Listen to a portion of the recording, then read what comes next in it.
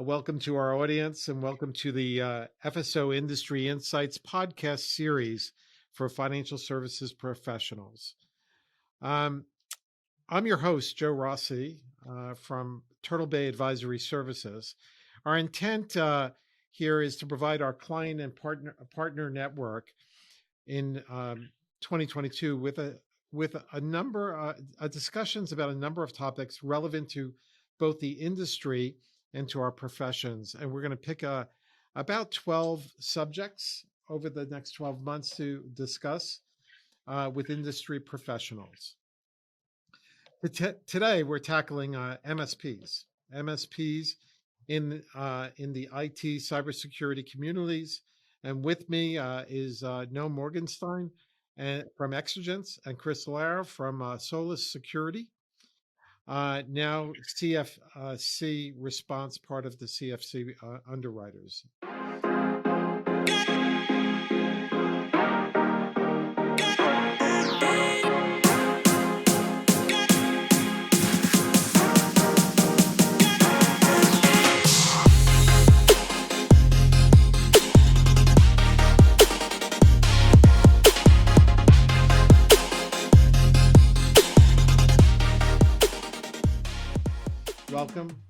Welcome, gentlemen. And the purpose of our podcast today is really to answer a question. Can any company afford average when it comes to incident response in the cybersecurity area? And, I see two things coming together, and I'll ask our guests to speak to this. Number one, every indication is that ransomware attacks on industries is growing. I think one observer in the industry says that there's in excess of 100% increase in ransomware attacks on U.S. industry.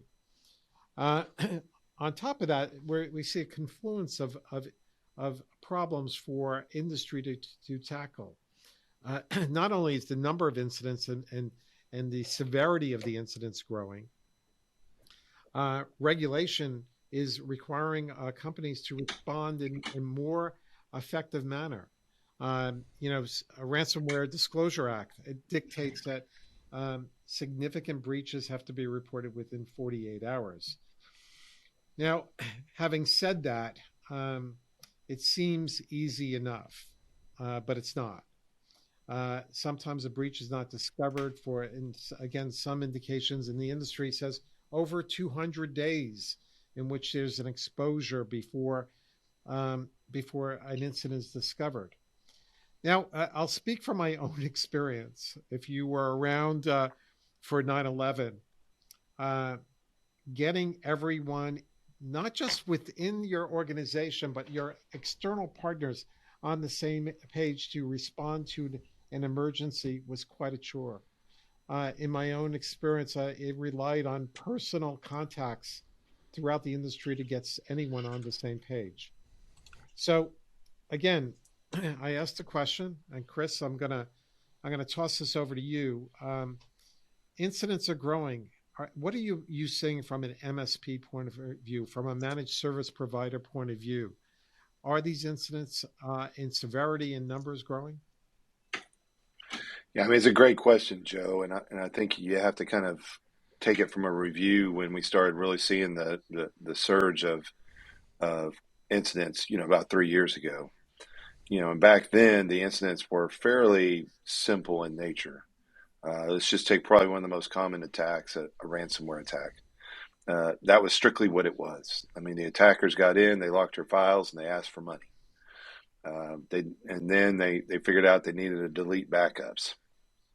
And then people figured out, hey, I need to do a better job of my backups and securing my backups. So then the bad guys figured out, well, we're going to go steal some data and do data exfiltration. And I think that's where the complexity comes in. I remember, just a few years ago, working cases, you could turn around a ransomware case in a couple of days. But in today's world, when they start stealing data and in their end systems, these bad guys, which we call threat actors, are in there for a considerable amount of time, or even, I don't want to say considerable, any material amount of time where someone could question what they were doing in there, the legal exposure and the regulatory exposures are far greater in a huge scale difference from when they were even 18 months ago. And so I think that's where we see a lot of the big issues, right? Because before, you could basically say, hey, the bad guys were just in there to encrypt files. They weren't in there looking around, or they weren't in there stealing data. Attorneys were fine with that. Regulators were comfortable with that if the forensics could prove that. And then you were off to the races, your client's back up and running. Anymore, though, it's very rare for you to have any type of attack, whether it's an email attack or a ransomware attack or anything of that nature, where the threat actor was not actively in there either trying to steal data or stealing data. And either of those cases, it's going to bring on much more legal efforts, and it's going to stretch out the cases very often. I mean, we've seen where MSPs, and this is more common than I'm comfortable with. We see MSPs get in there and they find out that, hey, the attackers have been in there and encrypted a client's environment. The MSP goes, well, we got good backups. We're going to restore those backups and get our client back up and running and go on our way. Well, the problem with that is they didn't even think about the other possibilities that could have occurred during this incident. And then their clients find out maybe 2 weeks later, maybe a month later, maybe they find it out from the press, maybe the FBI calls them. Somebody informs them and says, hey, did you know you have a lot of your personal data, financial data, employee data out there on the dark web right now, and somebody's trying to either publish it for free or publish it for profit? Then that MSP gets the call from the client, and they have much more than egg on their face. So it's these are not technical problems anymore, where you could probably have defined them as 98% technical at one point. They're really probably more 30 to 40% technical and 60% legal, regulatory, and documentation, and all the efforts around that. Right, right. Chris, getting our organizations to rally around, the proper response is a challenge.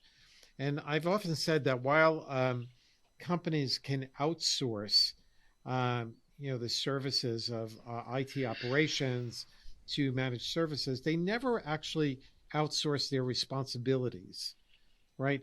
And gathering the right people across the organization, both internal and external, becomes quite a chore. How have you managed that in the go forward?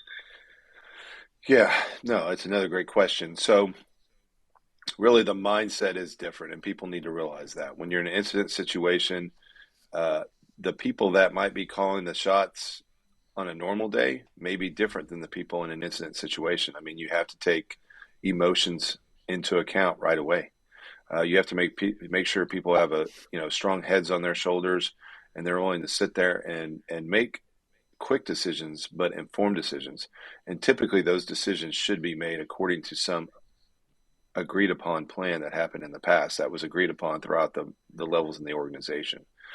So for us, it's all about mindset and explaining to people that mindset is very important. And so if you're in a more of a technical role, whether that's inside a company or an MSP, those your mindset is, hey, break fix, something's down, I need to get it back up. Something's not working, I need to reboot. Those types of things. That's not necessarily the right mindset you need to be in a security situation, because it's all about being able to understand what is going on, what happened, and making sure you can explain that.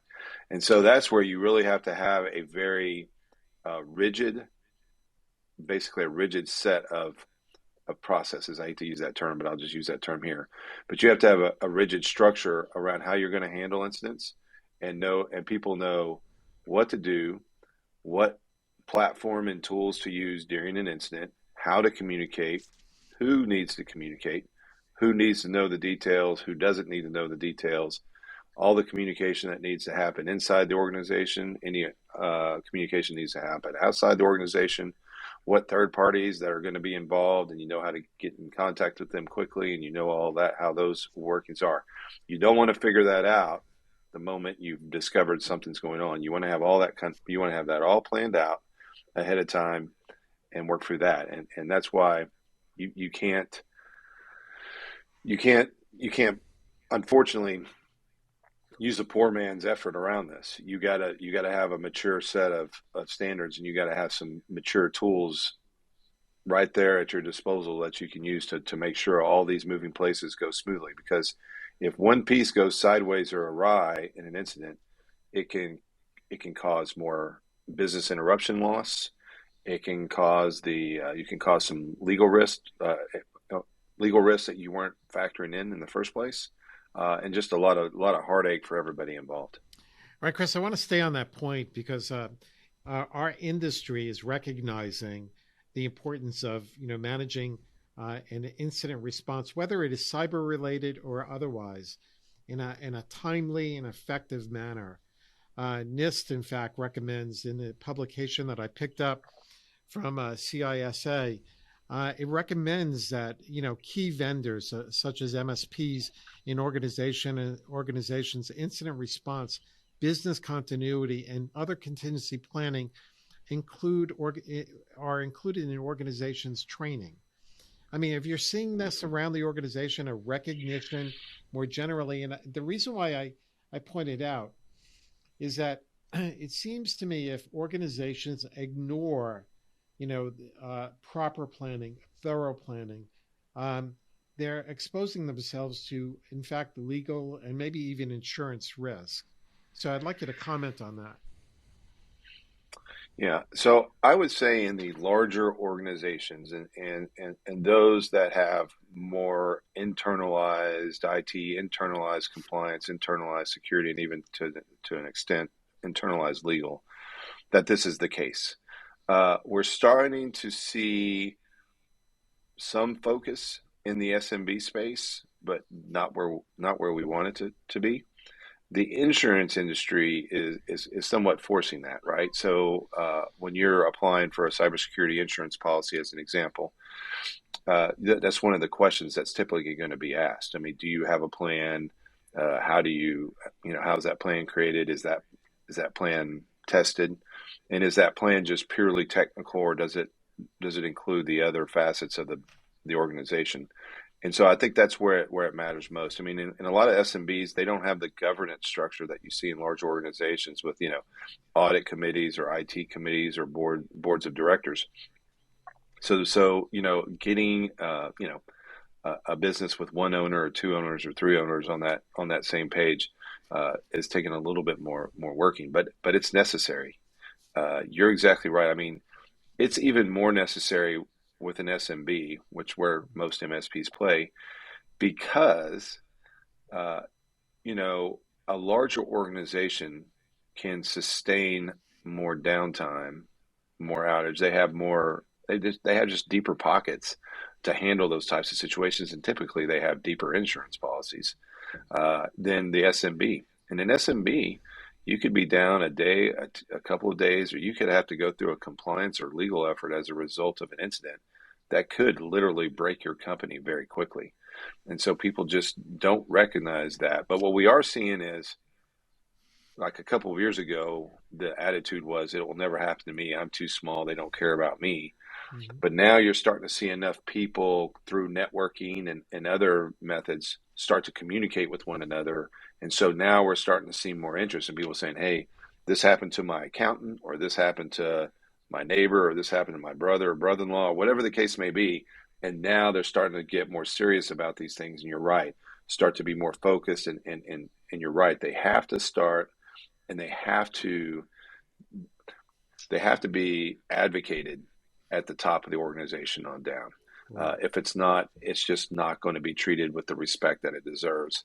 Because when one of these situations hits, it doesn't hit lightly. And to be clear for our audience, when Chris refers to SMBs, he's talking about small to medium-sized businesses. And I agree. Again, I go back to, you can delegate operations to an MSP, but you cannot delegate the responsibilities, both to your customers, your partners, and inevitably to your business. And Chris, one last question for you, before I go over to Noam. Once an incident occurs, it seems to me resolving it in total doesn't happen just by addressing the ransomware attack. And again, things linger. Understanding, a Right. full understanding of what has been left behind. I know in my own business, we've helped organizations restore and recover, uh, um, you know, to back to normal. But back to normal means a thorough investigation of what happened during the incident, including things that might be left behind, malware left behind in servers. Have you seen that before? Are you seen? Yeah, definitely. And so with an event, whether it, and to be honest, sometimes we get calls in and we work something and it ends up not being an event. It ends not being like an incident really. It happens to be some, system issue or something else that occurred. That's, that's more the exception and not the rule, but it does happen. But let's just take it and assume that it is a real security event.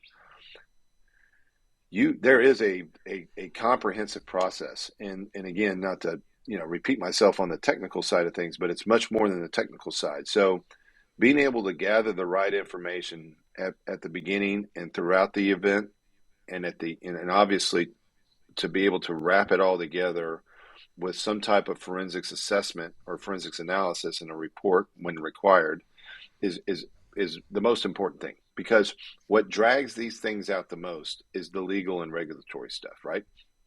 So let's just say you're a healthcare organization and you have 250,000 patient records that you're storing in your system. If an attacker comes in and does whatever, most of the time you're going to have to prove that they didn't touch or do anything with those 250,000 records.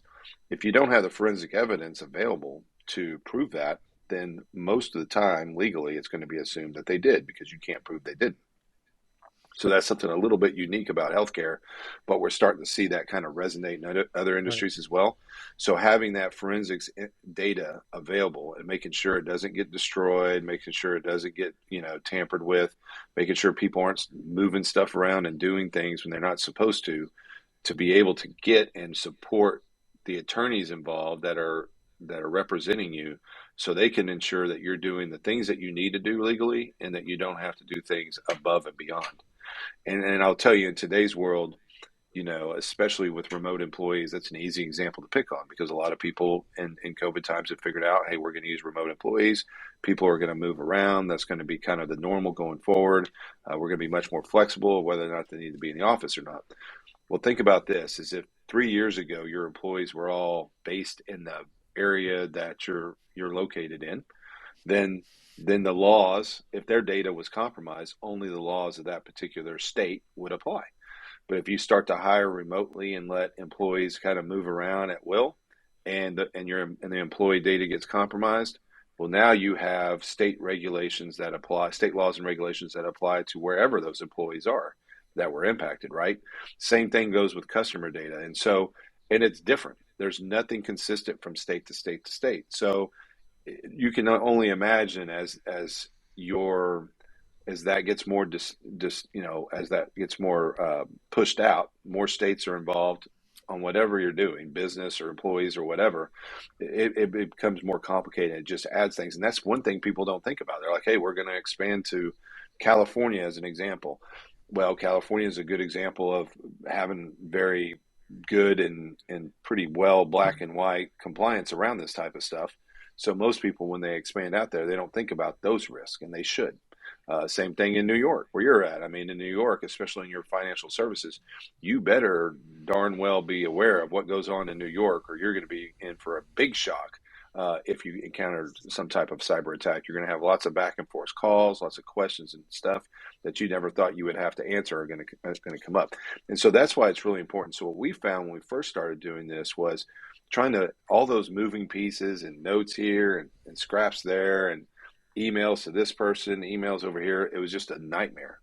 And so for us, we said, hey, look, there's no way that our existing kind of tools that we have at our disposal, though could be effective, is very laborious. And as we had to grow because the amount of incidents we were working grew, we needed something much more relatable to what we were doing.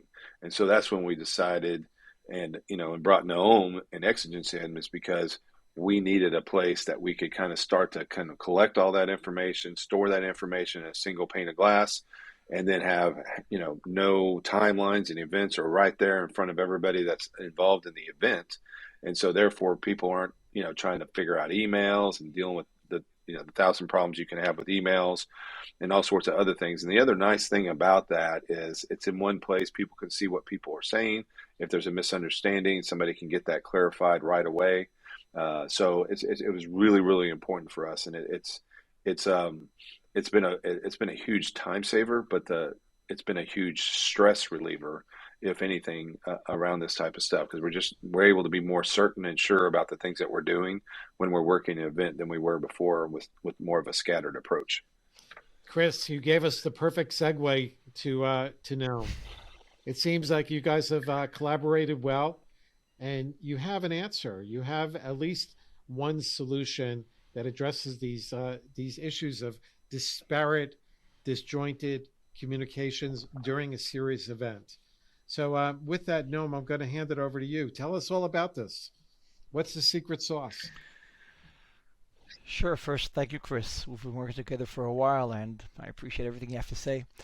So Exigence is an incident management platform. We've actually started from the enterprise world working with medium to large companies, providing them with a platform for managing their internal IT and security incidents. And in the past, year or so, we started also looking into the MSP and the MSSP market, and actually providing the tool to MSPs and MSSPs as a solution for managing incidents, as Chris said, with all the value points that we can bring into having, and we'll see it soon, a single pane of glass, a consolidated approach that all the different players and tools and information data is collected into, and in a very simple way. I mean, simplicity is key here because of the different players that are involved in incidents, and it doesn't happen that frequent to the same company twice. So that's what Exigence is about, and that's what we're doing in the MSP and the MSSP market. And then let me bring it out to you.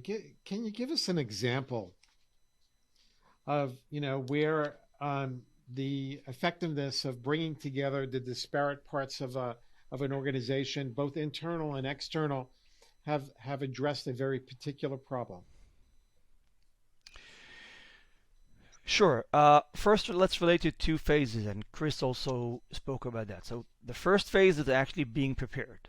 Okay, being prepared is for an MSP to be able to build an incident response plan for his customer that addresses different scenarios. So what we see people doing in Exigence is building based on all kinds of conditions you can put in around who's being notified, what are the time frames to perform different actions, tasks that need to be carried out, or checklists. So we see companies, MSPs preparing for their clients different incident response plans. Okay, so that's the first thing that is very valuable, and it's a big difference if you do it, in a bunch of papers or a few slides in a presentation, than doing it, on a tool that you can later on, of course, go to the second phase, which is tabletop these incident response plans, being as prepared as possible for the stressful scenarios that Chris is describing, and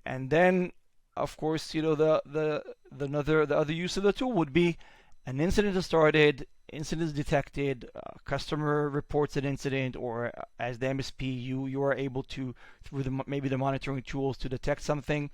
And what will happen is that you will execute according to plan. You will call in the relevant people. It would be all the different stakeholders are coming together in the Exigence situation room, which would be the customer and maybe some of the customer's team, of course, the MSP advisors, MSSPs or IR firms like Chris's firm, but also the breach lawyer, okay, the insurance company. There are all kinds of different players that, instead of having them all, working through email and all kinds of scattered tools and scattered approaches, think of having them all in one place, and the efficiency and the difference and the data security is much better. I'm gonna just mention here, and when examining or taking a look at an MSP, really a organization has to ask the question: is the MSP prepared and have the ability to support me and my reporting requirements in the event, of a major incident occurring, whether it's related or not related to cybersecurity? And I throw this out to both of you. Is that a valid question to be asked? And Noam, for you in particular, I'm going to ask, how does Exigence help organizations fully report comprehensively in the aftermath of an incident? So first of all, I've been talking to MSPs for a few months already, and I hear from MSPs that they want to go beyond their approach of I respond to my customers' tickets. They want to be proactive, they want to bring additional value, and some MSPs at least say, okay, so now we can come to our customer and do a quarterly or semi-yearly alignment discussion, and part of it is having them, asking, their clients, are you prepared for incidents? Are you prepared for security breaches or incidents? And if not, now they have an opportunity to sell additional service of providing this consultancy and providing the framework for this incident response plan and tabletopping it. Okay, so that's it for just and the words I use, moving from responding to tickets to being a proactive added value at leading the herd. MSP is quotes from MSPs. It's not what I made it up, what I make up, and through Exigence we provide them with a pretty unique solution to be able to do that, which others don't have this combination of consolidation and simplicity that drives these results and these capabilities. Chris, what do you think? My question is, in the evaluation. Yeah, I agree. Go ahead. Yeah, so I think from a if I was a client of an MSP and this whole concept around incident response came up, I would really want to know that the MSP understands what that it means for me and the impact. Now, do I expect an MSP to know the legal risk and stuff? No, but I do expect the MSP to know that there are legal risks and that you can't it's just not a one man or one show effort that is involved, and that the MSP is prepared to be a part of that process and to be an integral part of that process and not staying on the sideline. So I think that's where it comes in, right? It's a balancing act. I don't believe an MSP should be just like you said earlier, Joe. It's a joint collaborative thing. The MSP should never say, hey, look, this is an incident. We got it covered. You staying on the sideline, Mr. Customer. I'm going to go handle this on my own. Nope, you don't do it that way. And at the same time, as an MSP, you're so important to that customer. You're the one that has the most knowledge about that environment. So you need to be involved as well. And so if you can portray that and you can sit in front of your customer and not only be able to explain what happens, explain how the part you're going to play, but also be able to explain the processes and everything, and even bring it up on a screen. Say, if you were to go through a situation, this is how things would work. This is how things would see. This is how we would interact with others. I feel that is incredibly important and would give your customer some confidence that they are dealing with someone that cares about their business, is not strictly there to monitor PCs, printers, and servers. In a kind of final mention here, oftentimes. Sorry, Joe. I'm just. We don't see you, by the way. Your camera is off. I see him. If you want. Oh, okay. Strange. Okay, you want to start again? So sorry. Yeah. Now, one final kind of thought here. One final question, really posed to both of you, is industry regulators, standards makers, NIST in particular, is recommending that companies have a after-action, lessons learned, formal process of review following a major incident. No, in particular, I've thought about Exigence in this respect. Not only during the course of a of an incident, managing an incident across cross-functional, cross-organizational, internal and external, bringing everyone together, but also having a record that does the analysis and supports or facilitates after-action reviews. Is that a fair statement? I'd like you to speak to that. Sure, I can even show that Perfect. and how it would look like. 1 second.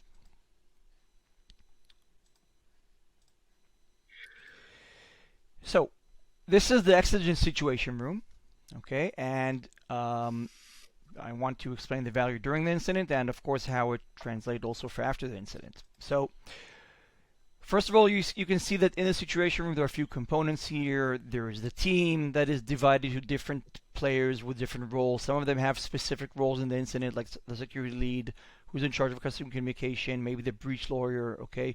Who's in the team, who's just observing and watching the incident. What are the main attributes of the incident, the main parameters of the incident? What are next actions through timers that will remind us to do things? Communication to customers, maybe updating regulators and stuff like that, and all these actions that you see here can be predefined, including tasks. Okay, tasks can also be predefined, so based on the nature of the incident, type of customer, even for specific customers. So all of this can be configured for your different customers and your different scenarios. Okay, but if I scroll down here in the situation room, and now I'm relating to the timeline, which addresses your question, and also what Chris described before. So you can see that the timeline is built and is arranged around categories. So think of this as something that captures during the incident everything that happens, but not, again, scattered in emails and chat and all kinds of documents that go around. You can still have integration with chat, but it's integrated and it could be pushed in the timeline.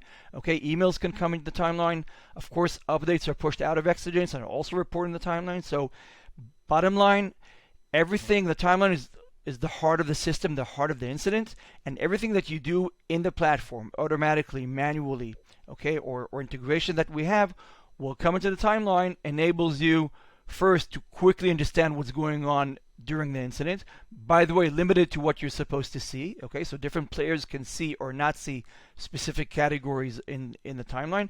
And, finally addressing your question, this is very valuable post-incident. Sometimes if a customer doesn't get it during the incident, he definitely gets it post-incident, because post-incident, you have everything in one place.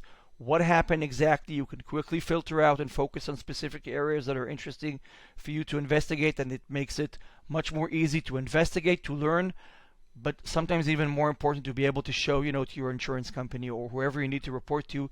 Here we have things, well-defined, ordered, documented, and you're very reliable doing that. Right. I want to point out in all of this, both the regulators and the industry standard setting organizations are tying together very tightly business continuity, disaster recovery, and our response to cybersecurity incidents.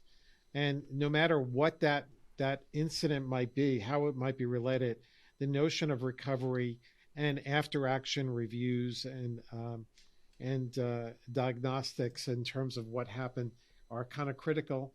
And to our customers in the SMB category, I think this is an especially important part of what your responsibilities are.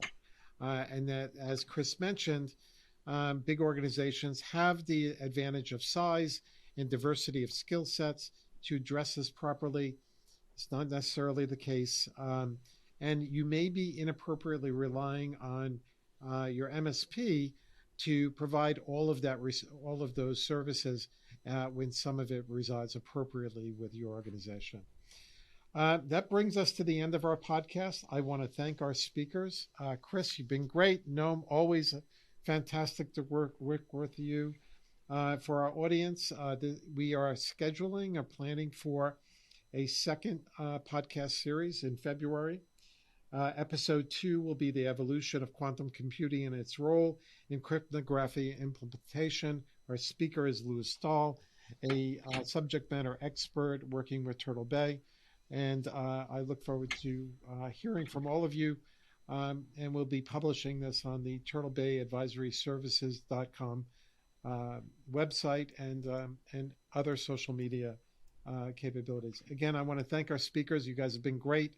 And I want to thank our audience for taking the time to listen to us. Thanks, everybody. Thank you very much for having us.